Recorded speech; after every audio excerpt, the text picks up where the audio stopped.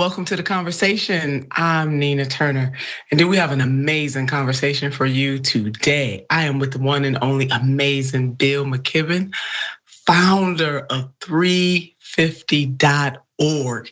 He really set the stage and was a champion, continues to be. What I'm gonna talk about was a champion and making sure that we understood that the climate change, the climate crisis that is looming, not just in our nation, but in the world, deserves our attention. And so today we're gonna talk about where we are with dealing with that as a nation. And also let's get into some of the numbers when it comes to the generations. How does the boomers, Gen X, my generation, the millennials and the Zs deal with the climate chaos? Bill, welcome to the conversation. Nina, what a pleasure to get to join you, and congratulations on this show. It's really great. Thank you so much. I'm so glad to be here, and what an honor to talk to you. I follow you. Well, we follow each other on social media. I follow you with your talks. You have definitely been one of the stalwarts in this environment, excuse the pun intended, but in this environment, I mean, certainly a trailblazer when it comes to really shaking, ringing the bell, shaking things up to ensure that people who have the power to change policy pay attention to what is happening in our world, in our nation, and also in our world. Well, we're in one of those really crucial moments right now. The fight in Washington, the fight of really of the most interesting stuff that's happened in Washington in a very long time. This fight over this reconciliation bill is, among other things, the first, if it passes, will be the first serious legislation that the US Congress has ever passed about climate change. The only other time they even came close was in 2009 with the cap and trade bill, and it didn't even vote in the Senate. And then once it failed, there was nothing for a dozen years. So if we don't get it right this time, we may not ever get another bite at this apple while it's still relevant to dealing with this crisis.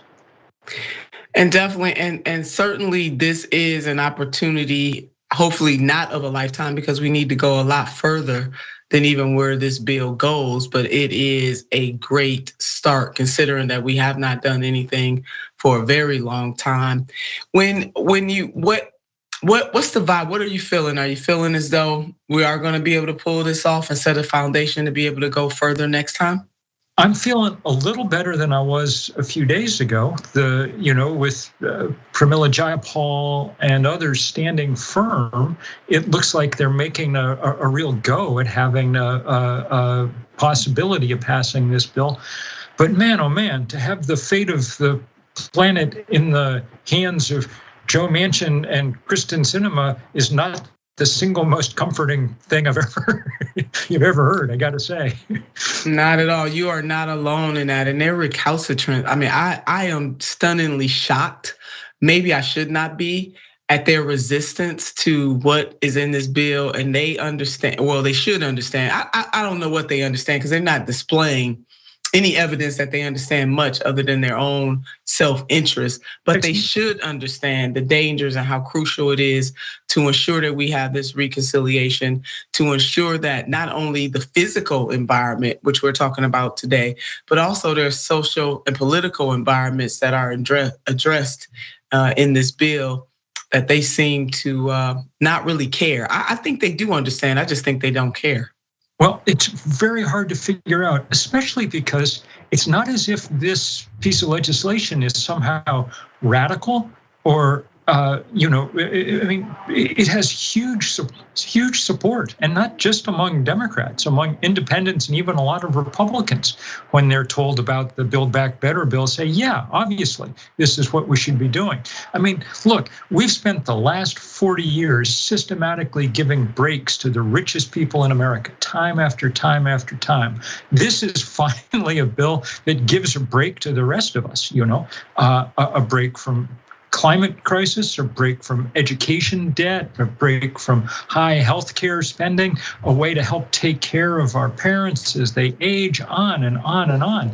And the idea that it's being held up, by Democrats, two Democrats, is distressing. But thank God people are there pushing. I was off with Bernie on Labor Day weekend, stumping around in parts of New England, talking about this. And it really is a vindication of the work that he started by running for president. This is what he started in 2016 to demonstrate that there were a lot of people who thought that way is finally coming to fruition in this bill. So it's going to be a white knuckle month. It's also really important, Nina, because if we don't get this passed, then the huge global climate talks that begin November 1st in Glasgow, the most important climate talks since Paris, are going to be a disaster. If we don't pass something, then we're sending John Kerry over there as our envoy naked. And he's going to have no way to persuade the Chinese or the Indians or anyone else to step up their game if we won't step up ours.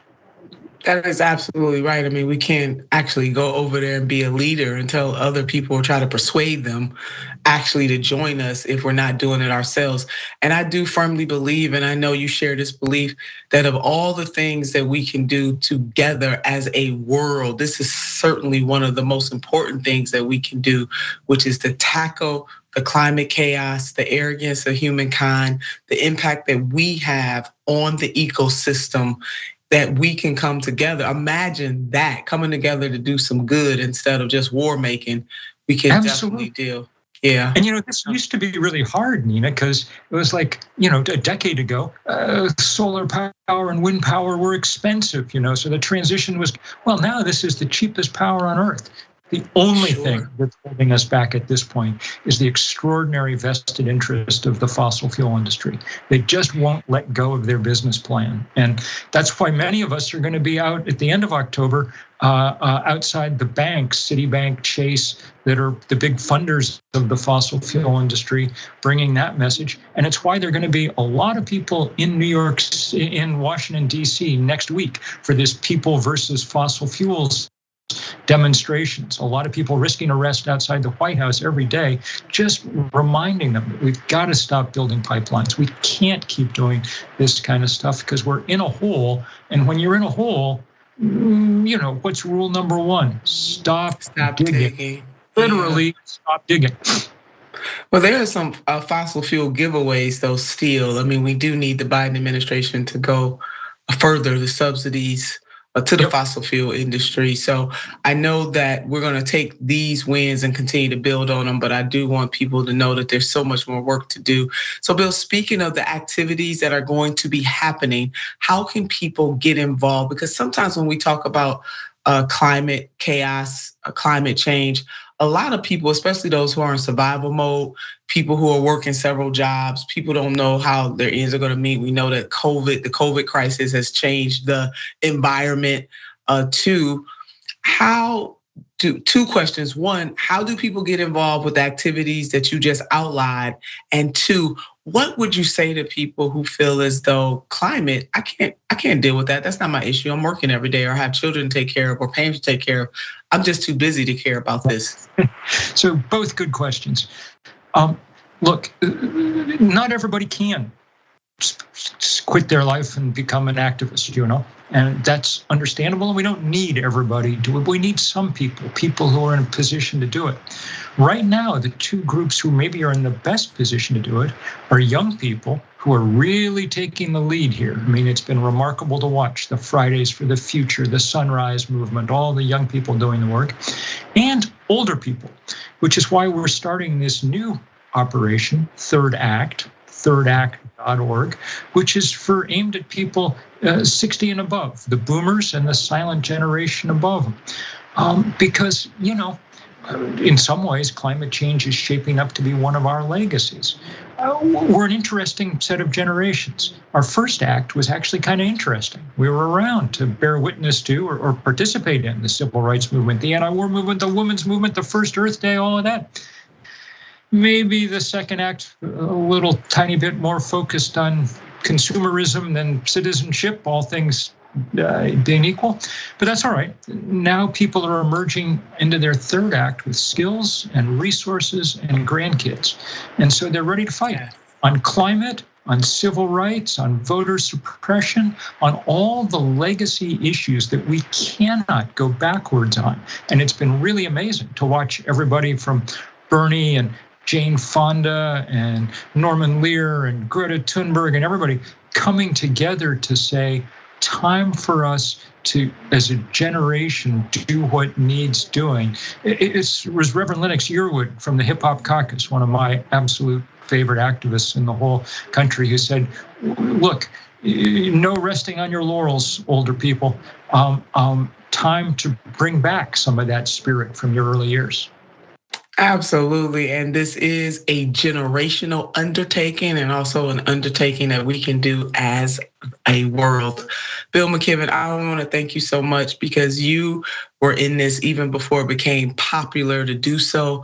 You have been a steel voice in this climate change movement. And we want to thank you so much for everything that you have done and the work that you continue to do. Pleasure to talk.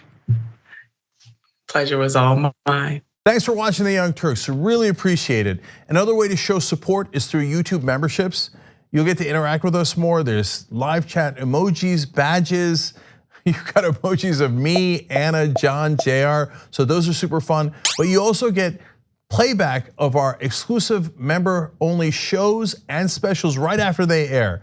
So all of that, all you gotta do is click that join button right underneath the video. Thank you.